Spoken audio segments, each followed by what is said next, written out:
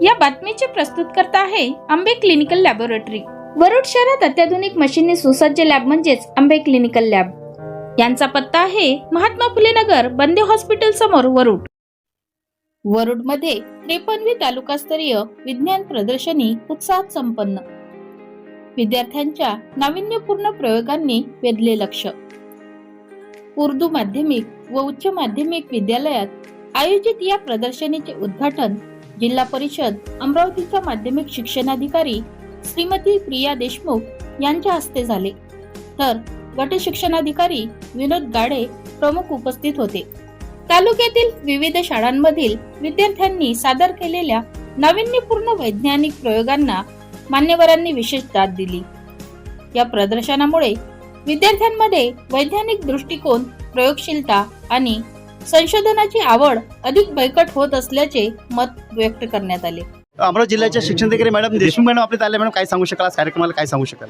हा अतिशय महत्त्वाचा कार्यक्रम आहे, कारण की नवीन काय निर्मिती करायची त्याच्यासाठीचं जे इनपुट आहे ते या कार्यक्रमाच्या निमित्ताने सर्वांना मिळते।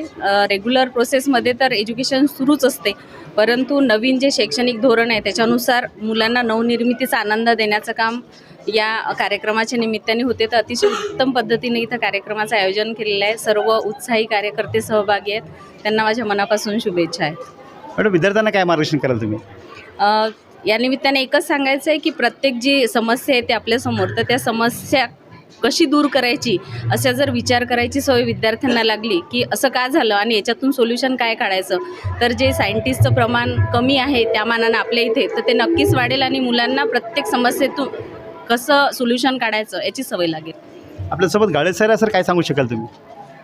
आपली 53वी तालुकास्तरीय विज्ञान प्रदर्शनीच्या निमित्तानं आपल्या वरुड तालुक्याचंही सद्भाग्य आहे की आदरणीय देशमुख मॅडम शिक्षणाधिकारी माध्यमिक यांनी आपल्यासाठी वेळ दिला।